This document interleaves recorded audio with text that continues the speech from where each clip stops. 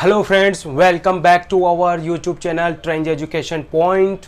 दोस्तों, आज हम आपके लिए लेकर के आए हैं फोर्थ पोएम 10th क्लास की analysis on the death of a पागल कुत्ते की मृत्यु पर एक शोक गीत, जो ओलिवर गोल्डस्मिथ के द्वारा लिखा गया है। इस वीडियो के माध्यम से इस वीडियो में हम आपको main points of the poem, इस पोएम के इंपॉर्टेंट पॉइंट्स दे रहे हैं जो काफ़ी इंपॉर्टेंट है, और साथ में क्वेश्चन आंसर भी है और explain with reference to context भी मिलेगा। तो आप इस वीडियो को अंत तक देखिए, यह आपके एग्जाम में इंपॉर्टेंट है। RBFC यानी कि राजस्थान अजमेर बोर्ड के लिए बहुत ही इंपॉर्टेंट वीडियो है ये। सबसे पहले हम देखेंगे main points of the poem.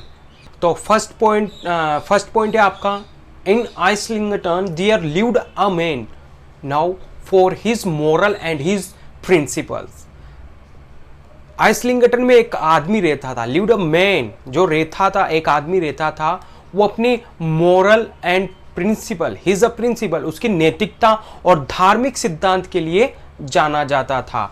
Second point है, he always try to help other, वो अन्यों की सहायता करने का, and gave clothes to the poor naked person, और गरीब नंगे व्यक्तियों को कपड़े दान किया करता था। थर्ड पॉइंट है, इन द सेम टाउन, उसी कस्बे में, यानी कि जिस कस्बे में वो विद्वान वो व्यक्ति रहा करता था, उसी कस्बे में देयर लिव्ड अ डॉग, एक कुत्ता भी रहता था। The dog and the man were friends, कुत्ता और वो आदमी दोनों मित्र थे। Point number 4, the dog went mad and to serve its own selfish purpose but the man, कुत्ता पागल हो गया। द डॉग वेंट मैड, कुत्ता पागल हो गया और किसी निजी स्वार्थ को सिद्ध करने के लिए, सेल्फिश पर्पज यानी कि निजी स्वार्थ को सिद्ध करने के लिए, बिट द मैन, उसने आदमी को काट लिया।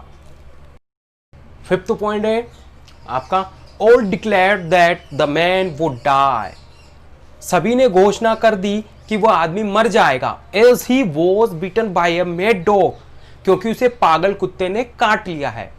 ऑल आवर प्राउड रोंग, सभी लोग गलत सिद्ध हुए। It was not the man but the dog that died in the end, अंत में वो आदमी नहीं मरता है, कुत्ता मारा गया। अंत में कौन मरता है? कुत्ता, वह कुत्ता मारा गया। अब हम क्वेश्चन आंसर देखेंगे। आपका फर्स्ट क्वेश्चन है, व्हाट इज एन एलिजी, शोक गीत क्या है? एलिजी यानी कि शोक गीत क्या है?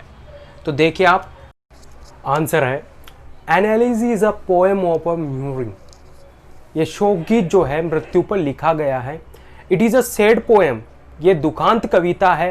It expresses sad feelings our death of a friend और एन इम्पोर्टेंट पर्सन, किसी खास व्यक्ति या मित्र की मृत्यु पर इसके माध्यम से दुख को व्यक्त किया जाता है। Oliver Goldsmith. Analysis on the death of a mad dog is of course analysis, ये जो पोएम है ये एक दुख शोक गीत से भरा हुआ लहजे से आप इसको कह सकते हो, बट इट इज, लेकिन जो ये है, लेकिन it is analysis a satirical way, इस कविता को व्यंग्यात्मक ढंग से कहा गया है। Ironical, the man who was a bitten did not die, जिस व्यक्ति को कुत्ते ने काटा था वो मरा नहीं है। It was the mad dog which died in the end, अंत में वो पागल कुत्ता मर जाता है। So it is an elegy written on the death of a mad dog, इसीलिए पागल कुत्ते की मौत पर लिखा गया एक शोक गीत है। Second question, what does the poet roast to people, कवि लोगों से क्या अनुरोध किया? आंसर है, the poet has to tell his story और the song he urges good people of every shot to listen to his song with rapid attention. कवि अपनी कहानी कहता है अथवा जो वह गीत हर अच्छे आदमी को सुनाना चाहता है, वह अपने जो इस गीत को सभी अच्छे व्यक्तियों को सुनाना चाहता है, और वो उम्मीद करता है every shot to listen to his song shot, और वो कहता है सभी इस गीत को ध्यान से सुनिए और वो उसकी ओर अपना अटेंशन यानी कि ध्यान तन्मय पूर्वक उस गीत को सुने, यानी कि सभी उस गीत को ध्यान से सुने। They should lend their ears to what he say, वे अपने कानों को उनकी बातों पर लगा दो। ही assured them that it would not be long, वे आश्वस्त हो जाते हैं उनकी बात लंबी नहीं होगी। वे कहते हैं कि मेरी बात, यानी कि वो कहता है कि उनकी बात लंबी नहीं होगी, आप बोरिंग नहीं होंगे, उसका कहने का मतलब। परहैप्स दे वुड फाइनली सर्फिशली, यानी कि बहुत कम, छोटे रूप में पाया गया। शॉर्ट, बहुत ही छोटे रूप में पाया गया। He is sure that his संग वुड नॉट होल्ड और detain them from a long time, और वो उनके गीत को लंबे समय तक न रोकें अथवा प्रतीक्षा नहीं करवाएंगे वो आपसे। आप इस गाने को ध्यान से सुने, वो ये कहना चाहता है। Question number 3, where did the poet live for some time, लेखक कुछ समय के लिए कहाँ रुके हुए थे। आंसर है आपका the man described in the poem, इस कविता में जिस व्यक्ति का जिक्र किया गया है, बताया गया है, लिव्ड इन द टाउन, वह एक कस्बे में रहता था, ऑफ आइसलिंगटन, शहर में रहता था। He was a man of high principles and morals, वह इस व्यक्ति के, यानी कि जो वह व्यक्ति है उसके उच्च विचार और नैतिकता वाला व्यक्ति था। ही प्रेड रेगुलरली, वह नियमित प्रार्थना करता। He was a kind hearted and a generous man, वह एक दयालु और उदार प्रवृत्ति का व्यक्ति था। He was always ready to help not only his friends but also his enemies, वह न केवल अपने मित्रों को बल्कि दुश्मनों को भी सहायता करने के लिए हमेशा तत्पर रहता था। Question number 4, what kinds of dogs, कुत्तों के प्रकार have been described in the poem, कविता में किस प्रकार के कुत्तों की व्याख्या की गई है। आंसर है Islington had many dogs, Islington में अनेक कुत्ते थे।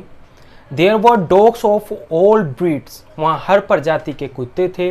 There were mongrels of a mixed breeds, mongrel का मतलब है यहाँ पर विभिन्न नस्लों के मिश्रित, यानी कि मिश्रित होने से उत्पन्न निम्न प्रजातियों के कुत्ते।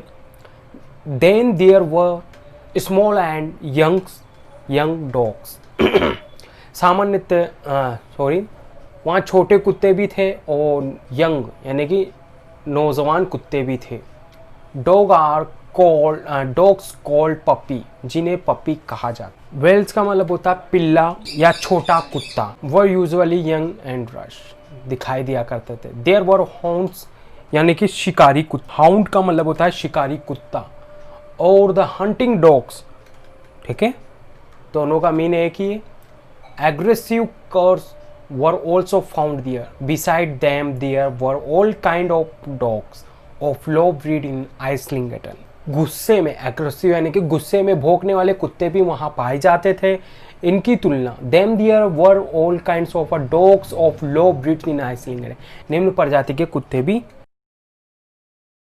Question 5, what wonderful event does happen at the end of the poem, कविता के अंत में कौन सी आश्चर्यजनक घटना घटित हुई। आंसर है the most unexpected and wonderful event happened at the end of the poem, कविता के अंत में सबसे आश्चर्यजनक घटना, यानी कि अप्रत्याशित, अनएक्सपेक्टेड का मतलब यानी कि जिसको हम सोच ही नहीं सकते, एक्सेप्ट यानी कि स्वीकार नहीं कर सकते, ऐसी आश्चर्यजनक घटना घटित हुई। Everyone showed that the wound of the man had gone bad and sure, सभी इस बात से आश्चर्य थे कि वह आदमी बुरी तरह से चोटिल हुआ है और दर्द से करा रहा है। Only a mad dog could have beaten such a good man, केवल एक पागल कुत्ते ने ऐसे अच्छे आदमी को अच्छी तरीके से काटा है। All the people were sure that the man would not survive, सभी इस बात से आश्वस्त थे कि आदमी बच जाएगा। बट लेकिन nothing of that kind happened, लेकिन ऐसा कुछ नहीं हुआ।